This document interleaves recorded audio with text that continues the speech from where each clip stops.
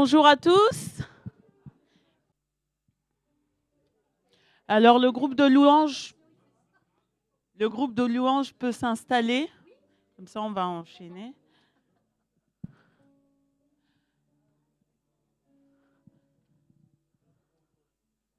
Alors, bienvenue à tous. Nous allons commencer. Pour ceux qui le peuvent, on va commencer d'emblée. Si vous pouvez vous lever. On va commencer par un premier chant qui s'appelle « Prosterner ». Car ce matin, nous sommes venus pour nous prosterner devant le trône de grâce de notre Seigneur. On va essayer de laisser nos préoccupations, nos soucis de côté et d'avoir une attitude de reconnaissance, d'humilité et d'abandon pour attendre la rencontre divine avant la fin du culte.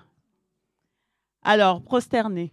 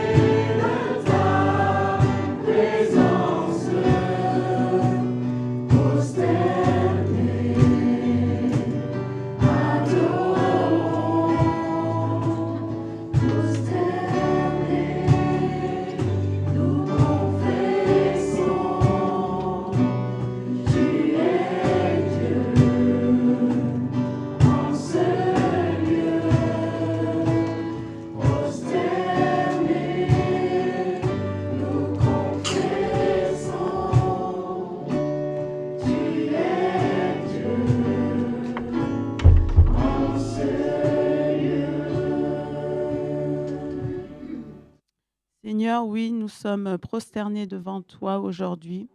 Seigneur, nous te rendons grâce, Seigneur, parce que tu nous as permis d'être présents dans ce lieu, Seigneur.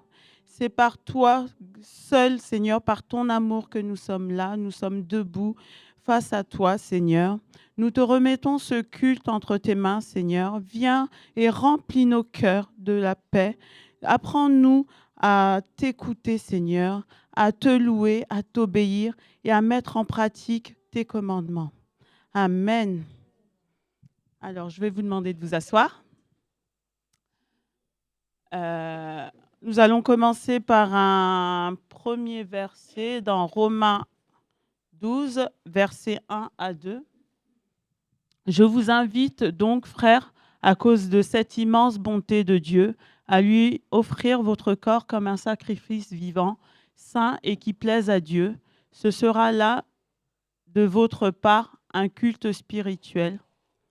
Ne vous laissez pas modeler par le monde actuel, mais laissez-vous transformer par le renouvellement de votre pensée pour pouvoir discerner la volonté de Dieu, ce qui est bon, ce qui lui plaît, ce qui est parfait. Alors, à travers ce passage, Dieu nous invite aujourd'hui à marcher avec lui. Mais est-ce qu'on sait réellement c'est quoi marcher avec Dieu? C'est vivre chaque jour avec lui, à ses côtés, et de le laisser guider nos pas. Ce n'est pas juste aller à l'église, ni dire des prières, mais c'est une vraie façon de vivre. Et on doit tout lui offrir, mais vraiment tout, pour que lui, il puisse nous tenir par la main et nous accompagner là où il veut qu'on aille. Et j'ai pris, là je ne l'ai pas noté, mais on peut prendre l'exemple d'Abraham, parce que le Seigneur lui a demandé de tout laisser et d'aller ailleurs pour faire sa volonté. Et lui, il n'a pas hésité, il a obéi et il a été richement béni. Donc, marcher avec Dieu, oui, mais de quelle façon? Donc, il y a plusieurs points que j'ai relevés, peut-être qu'il y en a d'autres, mais moi, j'en ai relevé 4. Donc, tout d'abord, c'est faire de Dieu notre guide, parce que sans lui, on ne sait pas ce qu'il faut faire. Nous, on réfléchit comme un être humain, mais lui, il connaît, il sait, il a tout tracé pour nous, le chemin avant même notre naissance, il sait ce qu'on a besoin. Donc, il faudrait le laisser diriger et ne pas choisir de faire ce que l'on veut, parce que c'est vrai que dans le monde actuel, il faut être le maître de sa vie, mais nous, non, en tant que chrétiens, c'est lui notre guide et notre maître. Donc, on peut prendre Proverbe 3, versets 5 à 6. Mets ta confiance en l'Éternel de tout ton cœur et ne te repose pas sur ta propre intelligence. Cherche à connaître sa volonté pour tout ce que tu entreprends et il te conduira sur le droit chemin. Donc, il faut lui parler comme à un ami et lui demander de nous montrer le bon chemin. Et même si, quelquefois, c'est difficile et ça va à l'encontre de ce que nous, on désire, il faut lui laisser faire. C'est vrai que c'est difficile. Des fois, on n'en fait qu'à sa tête et on se retrouve pied au mur et c'est là qu'on se tourne vers lui et on le dit « Ah, Seigneur, je suis désolé, mais là, je suis perdu. » Donc, ensuite, c'est vivre dans l'amour et la bonté. Dans Jean 13, 35, il est écrit à ceux-ci, tous reconnaîtront que vous êtes mes disciples, à l'amour que vous aurez les uns pour les autres. Oui, marcher avec Dieu, c'est aimer les uns et faire les uns et les autres et faire le bien autour de soi. Pas simplement à l'église, pas simplement chez nous, mais tout autour de nous, dans nos activités, au travail, avec nos voisins, même si des fois c'est compliqué, mais on doit essayer de faire les choses comme le commandement nous le dit. Là, on va enchaîner 3 chants. Me voici Seigneur, Dieu fidèle et je m'abandonne. Et ces 3 chants, ils sont là pour nous dire qu'il faut faire sa volonté, demander lui d'être notre guide et nous conduire sur le chemin qu'il a tracé pour chacun d'entre nous. Je vais vous demander de vous lever, s'il vous plaît.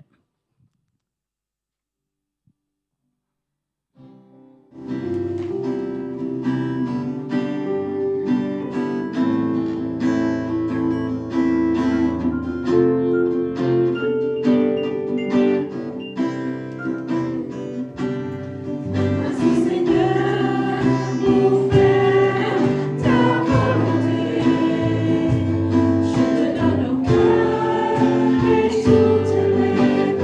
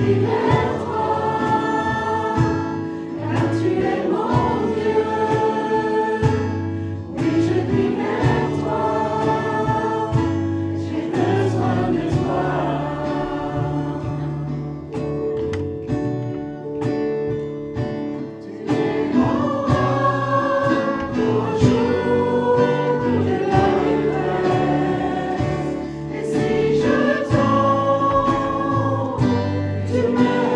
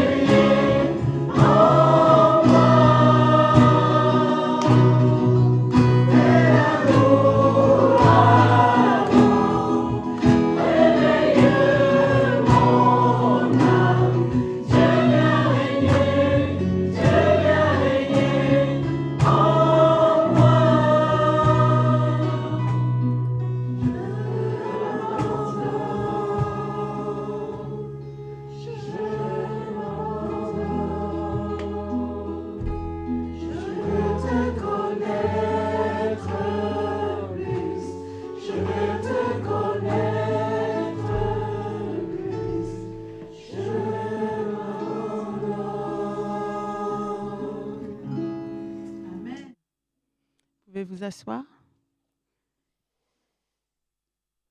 Ensuite, marcher avec Dieu, c'est prier et parler à Dieu chaque jour.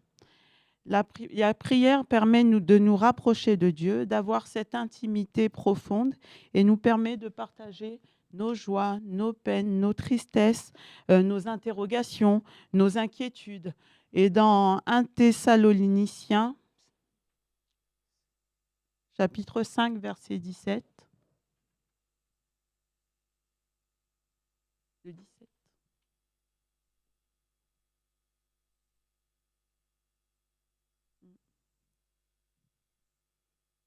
Ce verset dit qu'il faut prier sans cesse, à chaque moment, dès qu'on a un instant. On n'est pas obligé de faire des longues prières, mais à tout moment de la journée, on peut se rapprocher du Seigneur. Il suffit de faire une phrase, un mot, et lui, toute notre situation, si on est dans des difficultés ou quoi que ce soit, ça peut changer toute une journée, un instant, une situation, un événement quelconque. Ensuite, il faut être reconnaissant. On a vu la semaine dernière avec le pasteur Alessio que la reconnaissance est très importante dans la marche avec Dieu, parce que les bénédictions qu'il nous offre, qu'il nous donne chaque jour, il faut qu'on lui dise merci en retour, parce que le fait de rien dire, c'est comme si on était égoïste et puis qu'on n'était pas reconnaissant de ce qu'il fait pour nous. Et même les petites choses, parce que ça peut être des très très petites choses, il faut le remercier.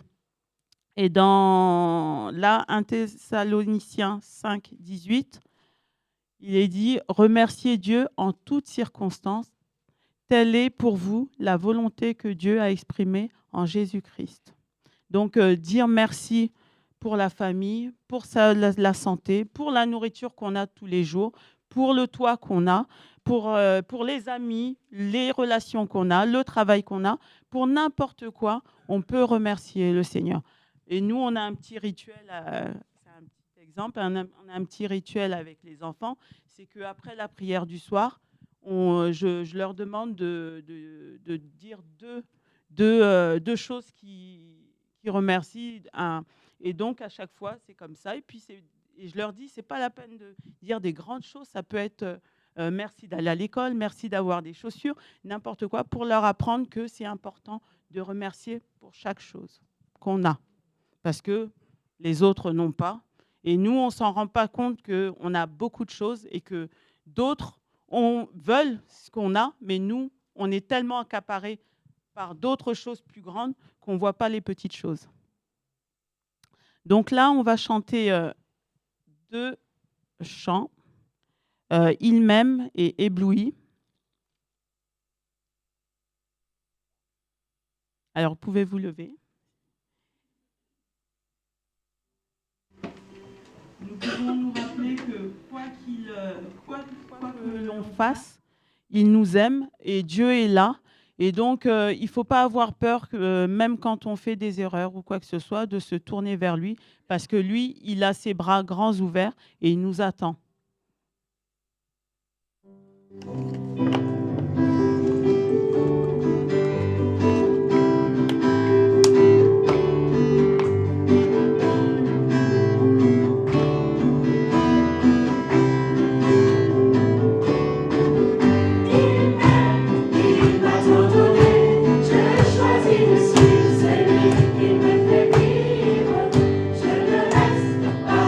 Dans la vie, je conserverai jamais la relation.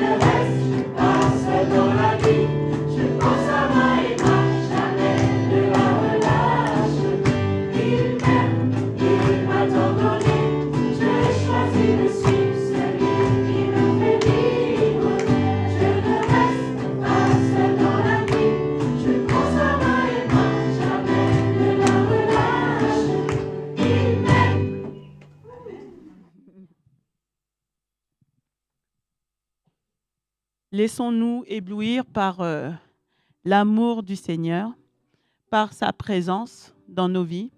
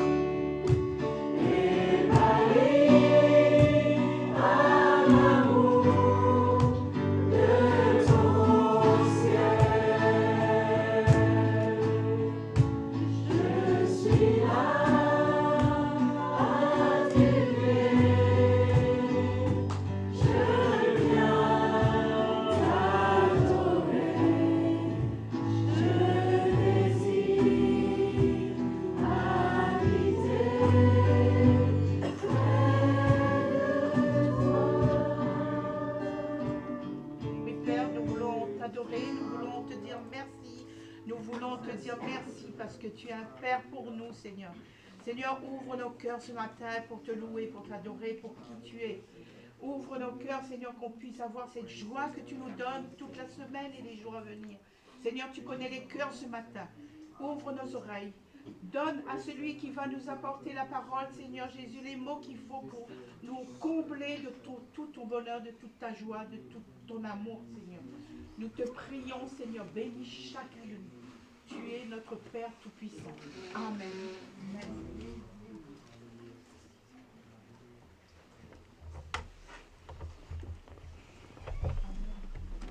Les enfants peuvent regagner leur classe. Nous allons avoir un temps de prière.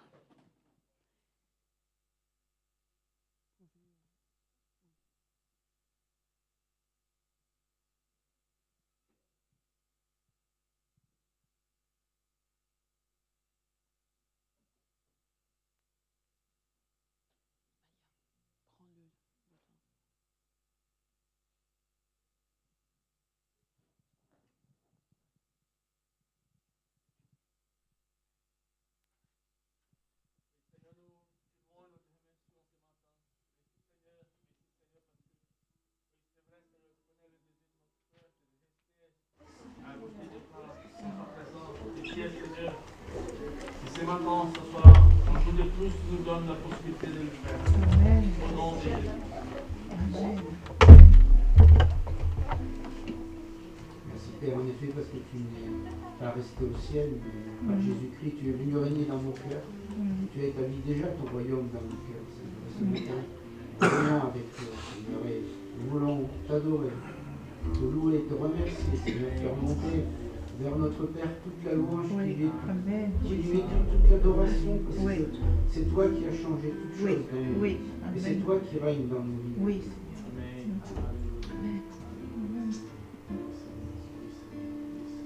Seigneur, merci pour tous ces chants. On a pu chanter ce matin, on sentait ton esprit qui était là, qui nous parlait, qui nous guidait. Et Seigneur, oui, hier c'était très compliqué la répétition, en tout cas pour moi.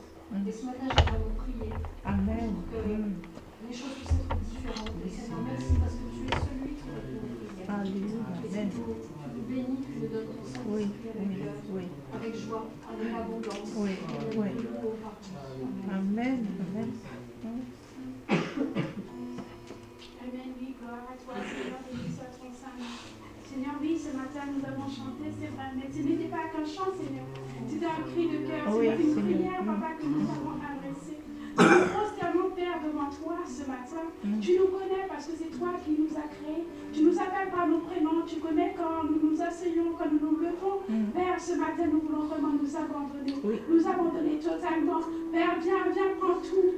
Nous t'appartenons. Nous avons qu'un seul désir, Père, c'est marcher avec toi, être avec toi, être vraiment dans les parvis, Seigneur. Alors, Père, ce matin, tu viens, tu nous touches, tu nous embrasses, Papa.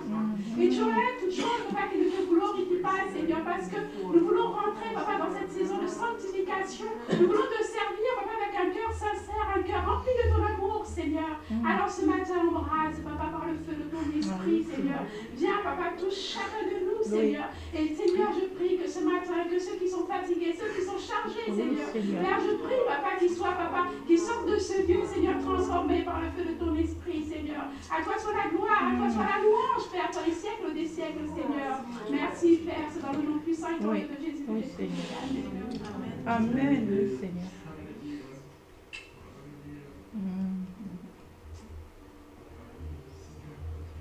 Oui, Seigneur, gloire à toi, Seigneur, de ce que je peux être là ce matin, Seigneur. C'est grâce sur grâce, Seigneur.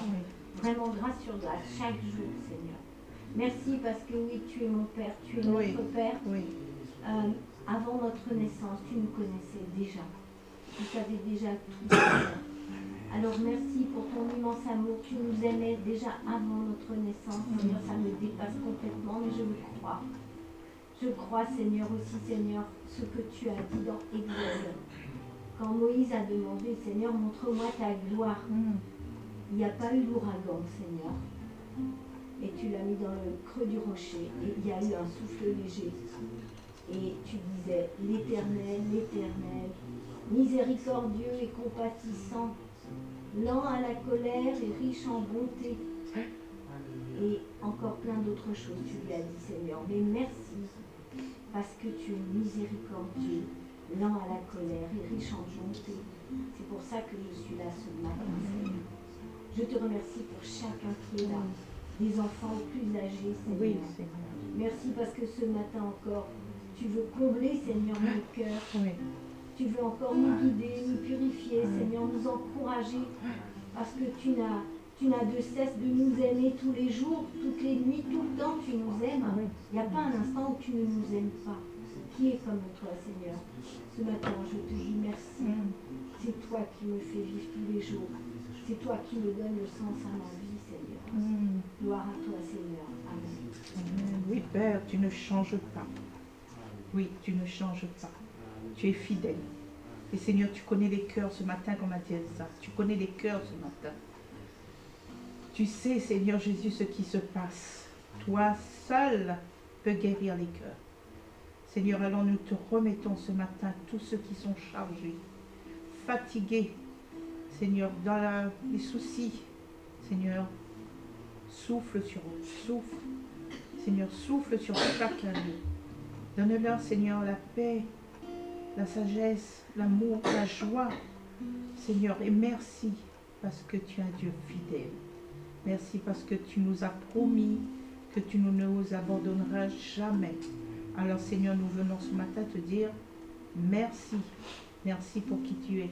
Et merci pour le Saint-Esprit que tu nous as laissé. Alors, remplis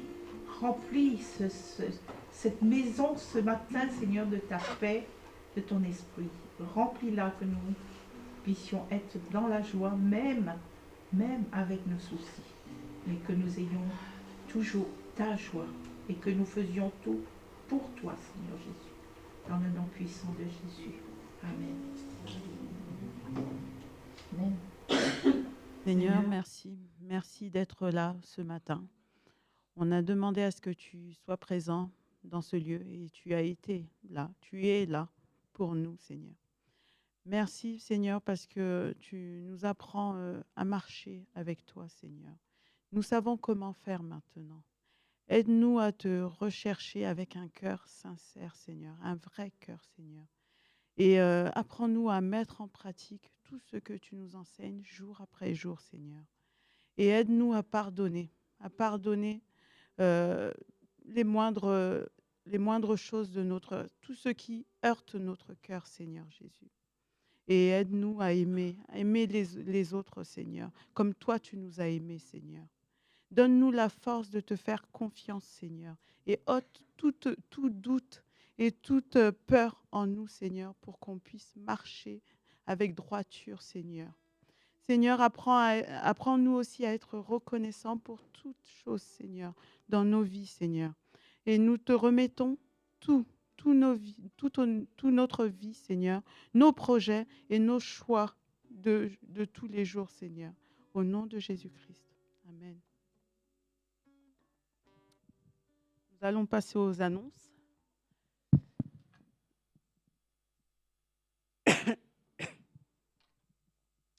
Alors, la semaine prochaine, comme toutes les semaines, il y a culte à partir de 10h30.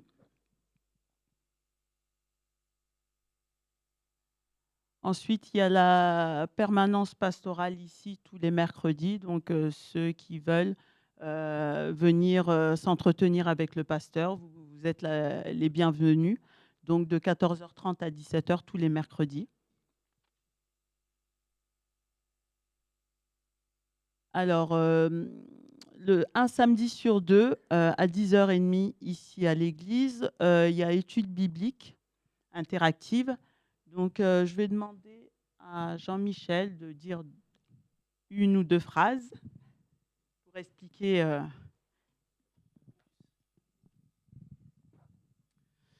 Bonjour à tous. Juste un peu plus que deux phrases. Il y a une dizaine d'années, alors que je cherchais la direction du Seigneur en 2015, le Seigneur m'a poussé, le Saint-Esprit m'a poussé à faire une étude sur le livre de Daniel et en me demandant aussi de le partager.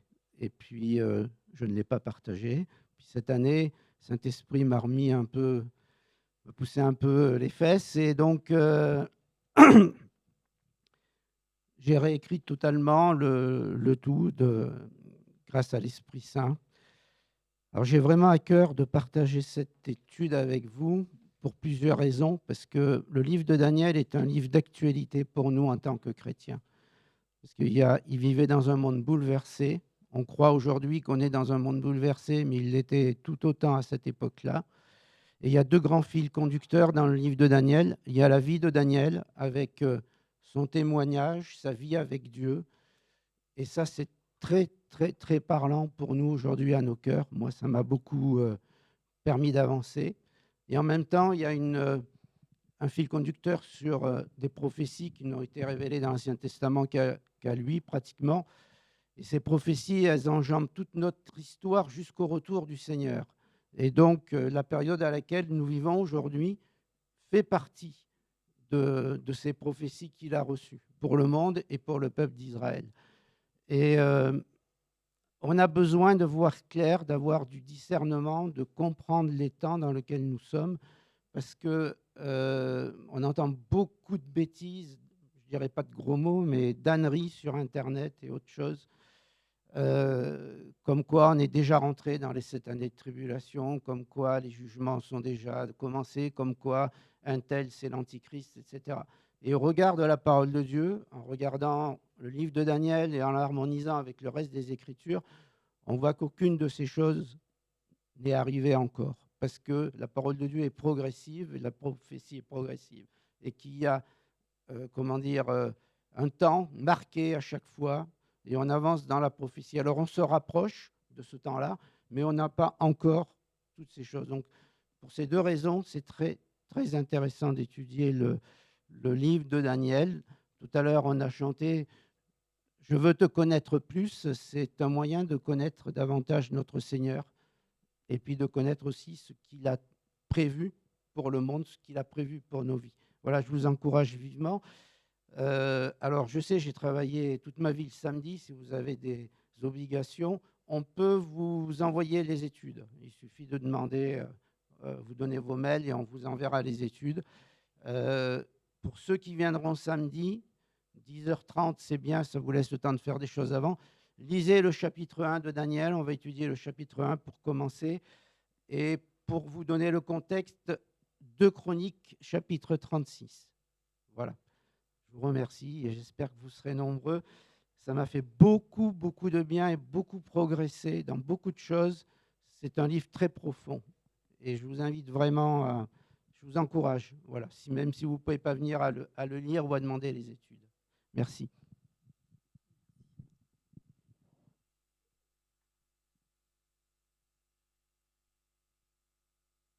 Il y a une boîte d'offrandes au fond de la salle, donc ceux qui se sentent, qui ont la volonté et l'envie de donner, vous avez la boîte au fond. Ensuite, nous avons nos 4 mots. Est-ce que, en chœur, nous pouvons les citer? L'unité, la joie, le service, Amen. Jeudi prochain. C'est bon? Jeudi prochain, il y a louange et prière à l'église en présentiel à partir de 20h. Donc, vous êtes les bienvenus. Donc, je vais inviter le pasteur Elcio.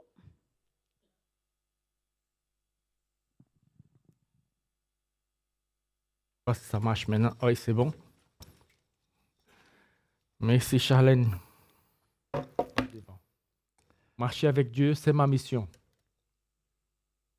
Marcher avec Dieu, c'est ma mission. Donc, je voudrais partager avec vous. Peut-être que je ne vais pas arriver à la fin de mon message parce que ce n'est pas grave.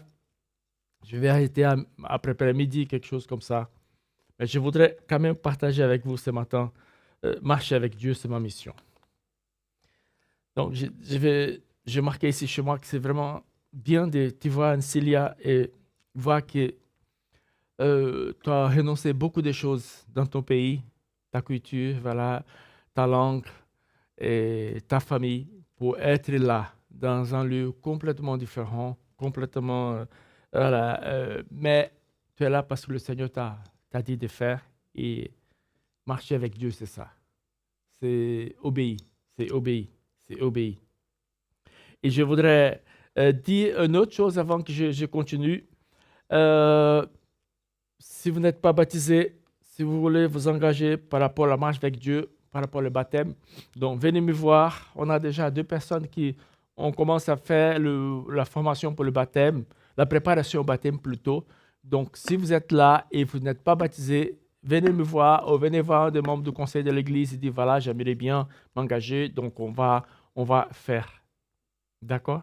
Ça y est, c'est bon? Vous êtes calme. Ça me fait un peu peur.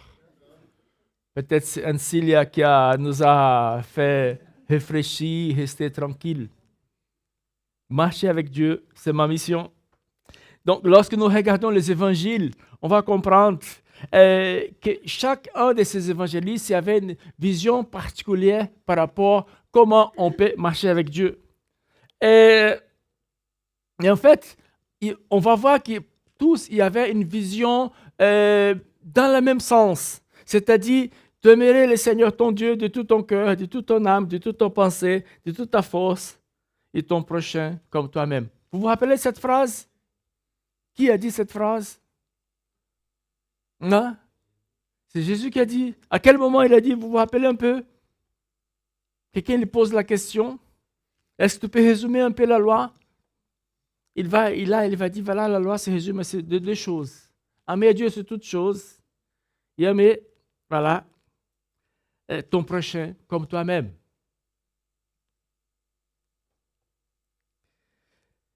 Chacun de ces 4 évangiles, ils vont relater, ils vont nous montrer un peu la vie et le ministère de Jésus. C'est ça les évangiles. Mais ils vont nous offrir une perspective différente et c'est ça que je voudrais voir avec vous ce matin. Une perspective différente, chacun une perspective différente, chacun un témoignage différent, mais dans la vie de nous pousser à aller à faire le ministère, à marcher avec Dieu. Donc, la mission selon Jésus. Et c'est ça que je voudrais voir avec vous. La mission selon Jésus. Qu'est-ce que c'est la mission selon Jésus? C'est vrai que Jésus, il n'est pas passé longtemps ici sur cette terre par rapport à son ministère. Mais c'était court, mais c'était vraiment efficace. Et c'est tellement efficace qu'il nous a touchés d'une manière ou de l'autre. Et c'est pour ça que nous sommes là aujourd'hui. Parce que le Seigneur a commencé quelque chose, il a passé à des autres personnes et cette chose est arrivée jusqu'à chez nous. Et c'est vrai que les stratégies de Jésus, c'est à l'époque, en regardant, on dit ça ne va pas marcher. Qu'est-ce qu'il a fait? Il a choisi 12 personnes à laquelle il a travaillé, à laquelle il a essayé de donner l'envie de la mission. Il a confié cette volonté d'accomplir la volonté de Dieu, de marcher avec Dieu et confier une mission à l'Église. Et cela est confirmé par ces 4 évangélistes. Et on va regarder assez vite ces 4 évangélistes, Matthieu, Marc, Luc et Jean. Donc Jésus Jésus va résumer tout son ministère, si je peux dire comme ça, avec quelques mots. Aimer Dieu, aimer son prochain. Aimer Dieu, aimer son prochain. Donc on va voir, et là je notais quelques phrases de chacun de ces évangélistes. Donc Luc, c'était le médecin, et il a écrit 2 livres, je pense que vous les savez tous. Il a écrit Luc, et il a écrit les Actes des Apôtres, qui va raconter l'histoire de l'Église. Et cette histoire de l'Église, elle est venue, elle est arrivée jusqu'ici à nous, à Châteauroux. Et là, on va continuer à écrire. On continue à écrire. Vous êtes d'accord? On continue à écrire l'histoire de l'Église. Actes, ça n'a pas fini à 28. Actes, donc je ne sais pas où on est, mais en tout cas, ça n'a pas été au chapitre 28 de la Bible. Nous sommes en train d'écrire. Peut-être 28, 29, 30, je ne sais pas où on est, mais nous continuons à écrire. Et Luc, c'est cet exemple d'intellectuel chrétien. Pauvre église, ou dénominations qui méprisent ou qui découragent que les chrétiens doivent être intellectuels, c'est-à-dire à niveau des études. Vous savez, la théologie biblique, elle est vitale. C'est important qu'on puisse appuyer ceux qui veulent s'y former. On doit toujours dire, voilà, parce que la qualité de la mission va dépendre de la solidité théologique à laquelle nous vivons, à laquelle nous avons. Jean-Michel parlait tout à l'heure, et c'est vrai, il y a tellement de choses sur l'Internet aujourd'hui qu'on peut tomber facilement sur des choses très, très, très bizarres. Donc, c'est pour ça que c'est intéressant qu'on connaisse notre Bible, qu'on connaisse notre histoire. Ce que nous chantons, c'est vrai pour nous, mais comment je le prouve, comment je vis ça dans ma vie. Donc, la motivation missionnaire commence par cette transformation de notre intelligence, laquelle elle va nous... Romains 12, 1 à 2. Cette transformation de notre mentalité qui va nous conduire à offrir nos corps comme un sacrifice vivant à Dieu. Une bonne pratique va découler d'une bonne compréhension. Je pense qu'on est tous d'accord.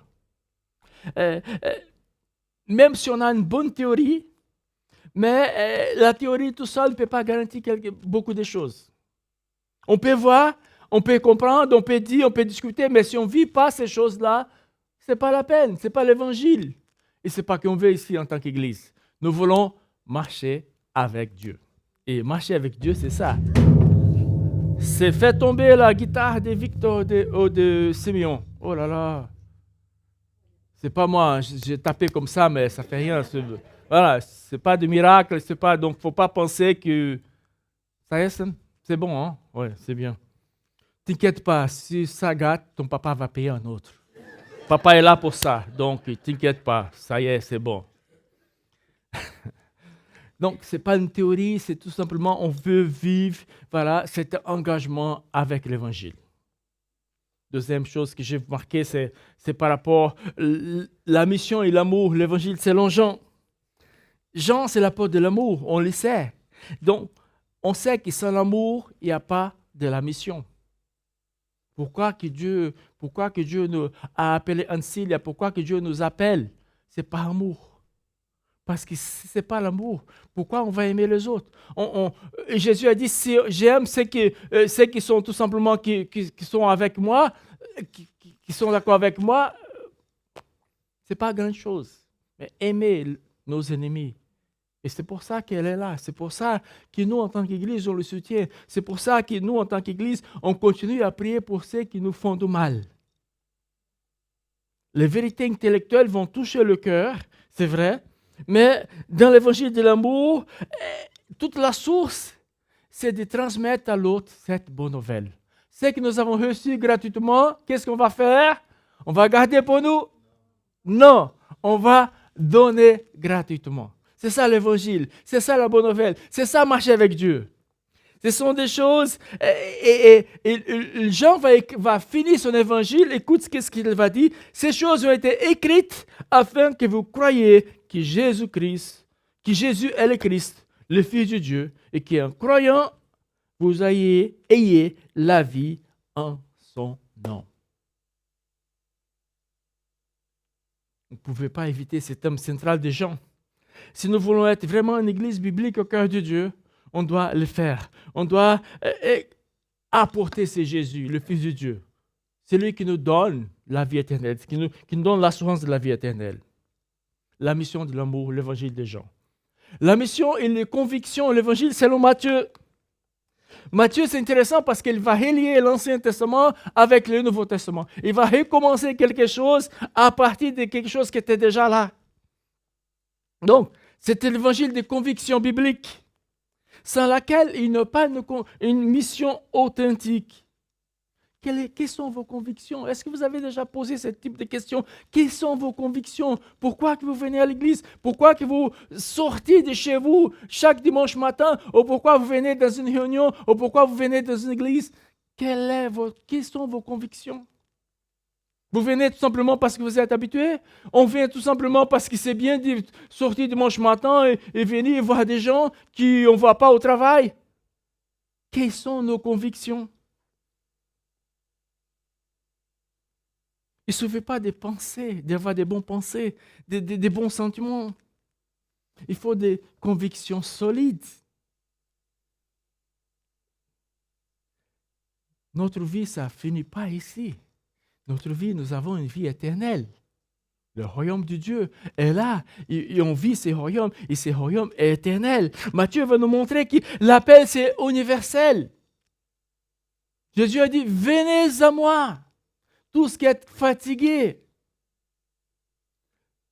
Matthieu va parler de cette fondation de l'Église. Quand il dit, voilà, tu es pierre, et sur cette pierre, je vais édifier mon Église. Matthieu 16. Matthieu va parler de cette préparation des disciples. Matthieu va parler de cette résurrection du Seigneur qui va authentifier l'enseignement de Jésus. Et après, à la fin, Matthieu, c'est cet ordre qui n'est pas d'excuse. Allez, faites des disciples, faites de toutes les nations des disciples ou vice-versa. Ça donne la même. Donc, le disciple-là, ce n'était pas une option. Si vous êtes arrivé ici en pensant, voilà, je fais des choses selon que je veux, non. Soit on est chrétien, soit on n'est pas chrétien, c'est clair. On ne peut pas rester au milieu. On ne peut pas rester, ah oui, c'est bien, j'aime ces gens-là, j'aime les chants, ils sont vraiment bien, ils sont sympas, je peux même prendre un petit café à la fin.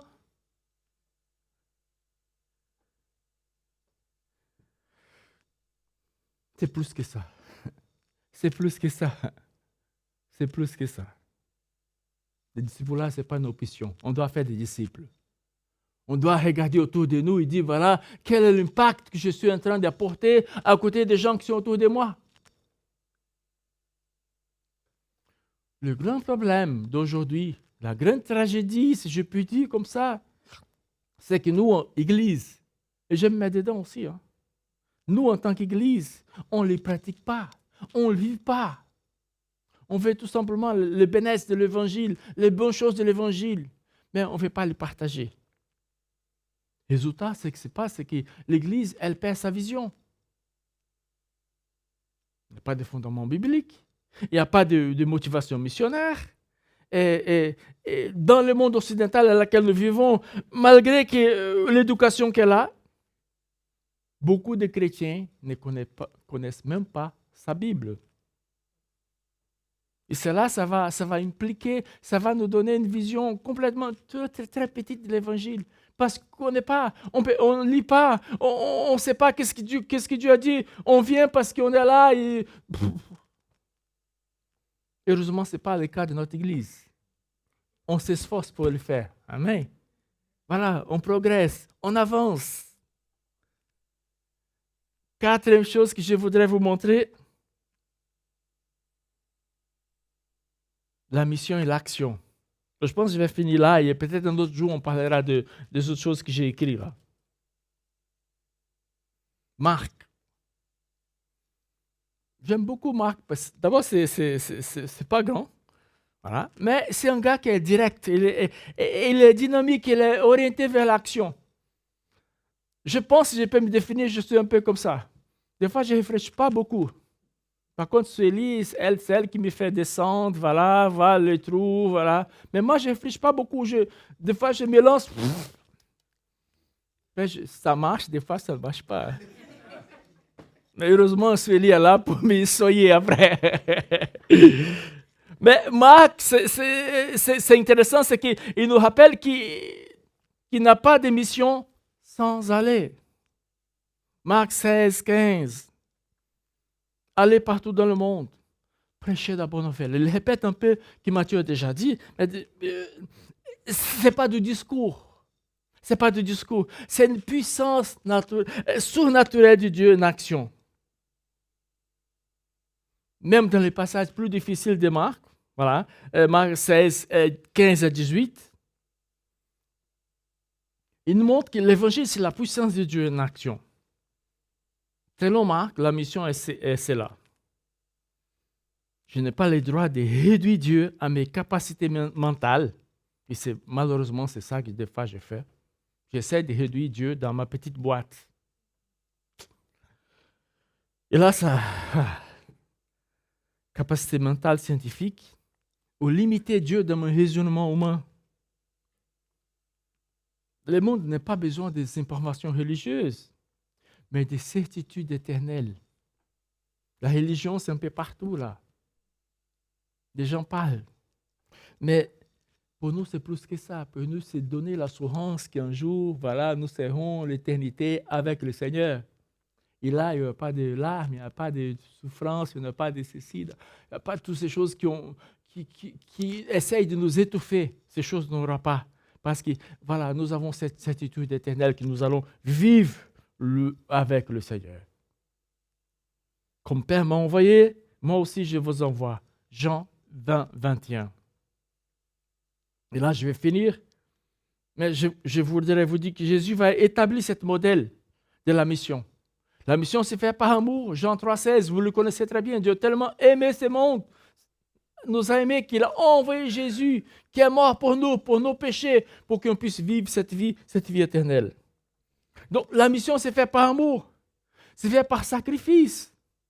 Ainsi, il vient de dire, voilà, elle a un problème de santé. Peut-être, je ne sais pas si elle va rester ici tout le temps, peut-être qu'elle va avoir ses problèmes. Mais des fois, ces choses peuvent se déclencher tout simplement à cause du stress qu'elle a là-bas. De gérer une équipe. Vous imaginez, vous arrivez dans une culture qui est complètement différente de la tienne. Voilà, tout est... Ici, tout est organisé, tout est propre, tu arrives et c'est toi qui dois mettre en place. Et les gens te regardent, ils attendent. Waouh, merci, Anne-Cécile est arrivée. Waouh, c'est bien, donc c'est elle qui va nous aider maintenant. Et la pauvre, voilà, par sacrifice, elle est là. Par incarnation, vivre et s'identifier, vivre avec les gens, vivre comme les gens. Ah, vous avez vu, elle est très très belle ici, hein, tu as vu? Ah, je veux bien ranger, voilà, tout propre, tout. Mais quand elle va là-bas, c'est différent. Avec le pain, voilà, tout est différent. Manger du riz avec la main. Hein? Et elle voulait faire ça chez moi la nuit. J'ai dit non, prends la fourchette, voilà, prends ça. Non, elle ne peut pas faire ça, mais c'est fait par la dépendance du Père. C'est fait pour former des disciples pour la gloire de Dieu. Donc, être missionnaire, c'est être prophète parmi les nations. Apporter une parole divine. Cette parole, elle est pertinente à la réalité vécue par le peuple. Donc, je m'arrête là. C'est un jour, on pouvait développer les autres choses que j'ai notées, mais je voulais m'arrêter là. Je voulais qu'on puisse vraiment prier pour que Dieu puisse toucher notre cœur, toucher notre poche aussi.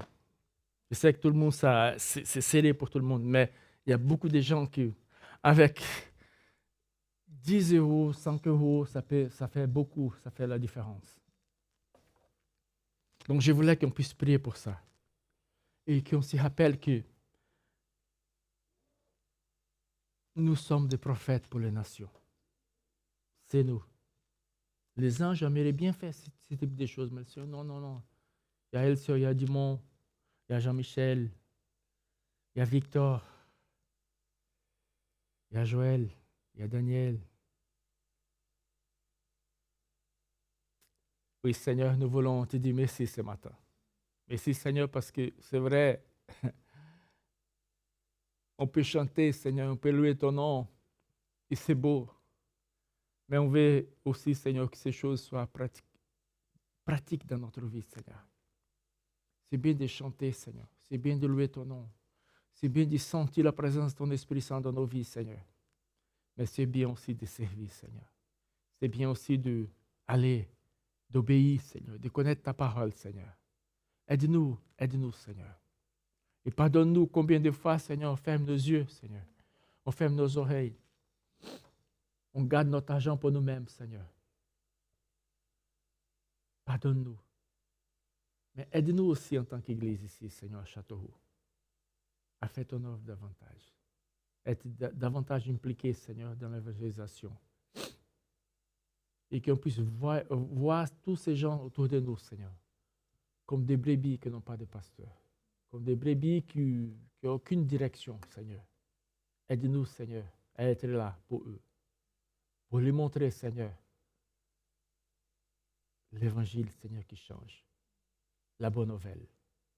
Béni soit ton nom, Père, au nom de Jésus, Seigneur. Amen.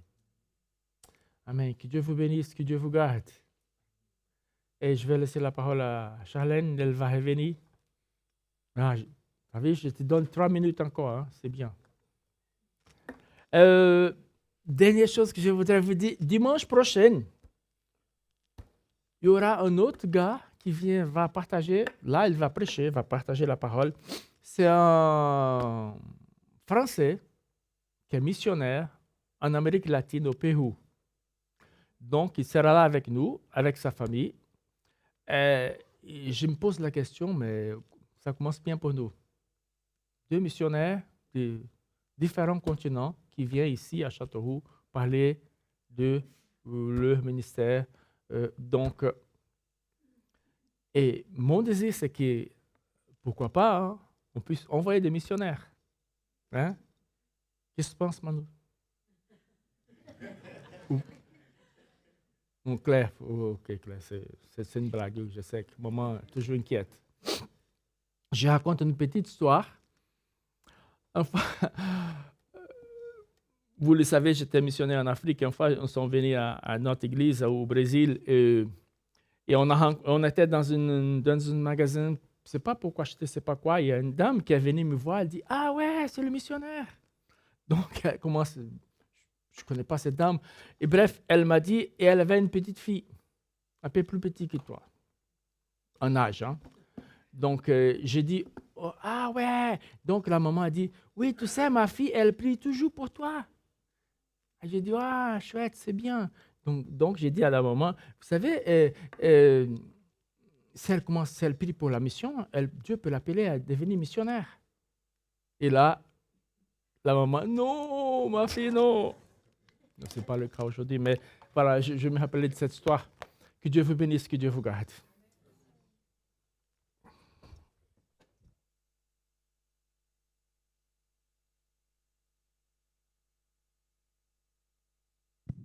Est-ce que le groupe de louanges peut revenir pour le dernier chant, s'il vous plaît? Je vais demander à tout le monde de se lever. Donc, en conclusion, nous pouvons retenir que marcher avec Dieu, c'est une marche pas à pas. Et c'est à travers toutes les petites choses qu'on peut faire, un geste d'amour, une prière, un choix. Et le but dans tout ça, c'est de se rapprocher du Seigneur. C'est vrai qu'on n'est pas parfait. Il ne demande pas d'être parfait, mais il demande juste de lui faire confiance et de le suivre. Donc, nous allons, pour finir, déclarer ce matin que nous sommes prêts et décidés à marcher avec lui.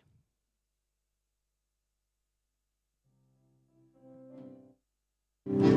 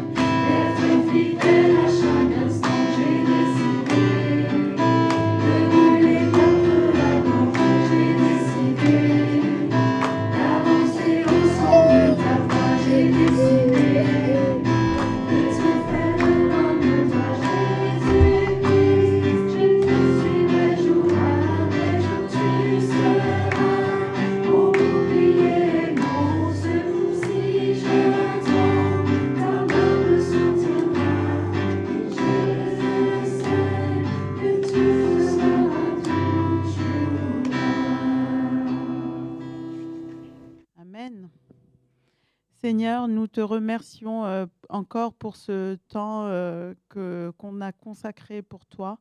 Merci pour la louange, merci pour le message. Accompagne chacun d'entre nous sur le chemin du retour et garde-nous cette nouvelle semaine, garde nos familles. Nous te consacrons cette nouvelle semaine, nous consacrons nos activités et tout ce que nous allons faire cette nouvelle semaine. Que ta paix, ta joie et ta présence demeurent en nous et que nous puissions continuer à marcher selon ta volonté dans le nom puissant de Jésus-Christ. Amen. Que la gloire de Dieu vous accompagne.